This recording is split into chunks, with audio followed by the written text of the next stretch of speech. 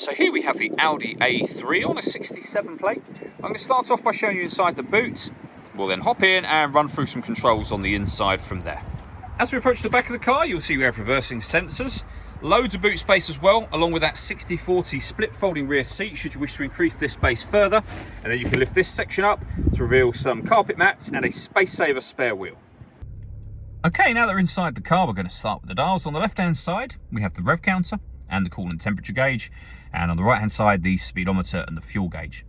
In the middle, you can see there's a digital readout for the speedometer. You can change the information that's displayed there. We'll come back to that in a moment. Beneath that, you can see the total miles for this car, which are 21,693.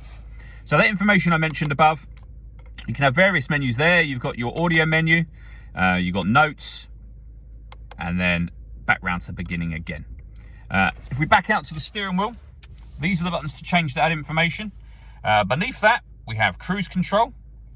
Over on the right-hand side, we have stereo and phone controls. The phone controls can only be used after such time as you pair the phone up, and that is done over on the screen in the center, just here. So if we go back to the menu, you'll see you've got telephone just there. You can pair your phone underneath that heading. Beneath that, we've got navigation. There's a full video showing how that works on our website and on our YouTube channel. And then above that, we have media and radio. So this car has got the ability, obviously, to listen to the radio.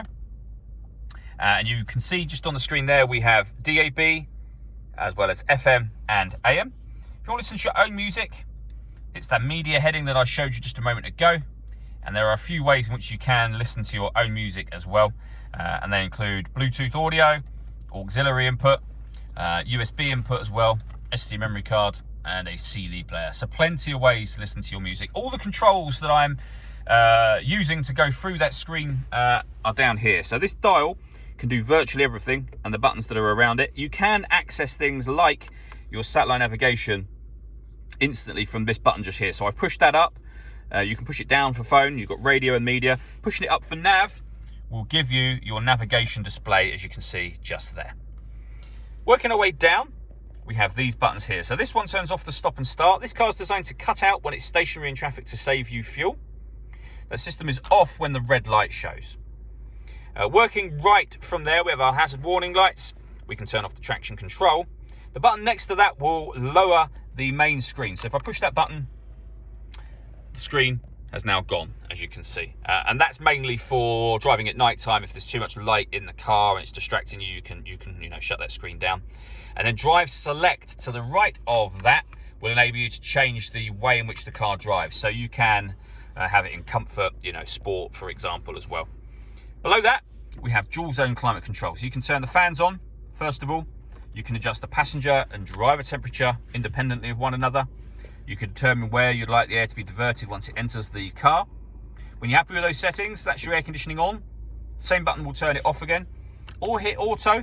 The car will now maintain those temperatures by taking control of the fan speed for you. You can override that whenever you wish to. Underneath that, we have a 12-volt charging socket, two cup holders, as you can see, and then a 6-speed manual gearbox.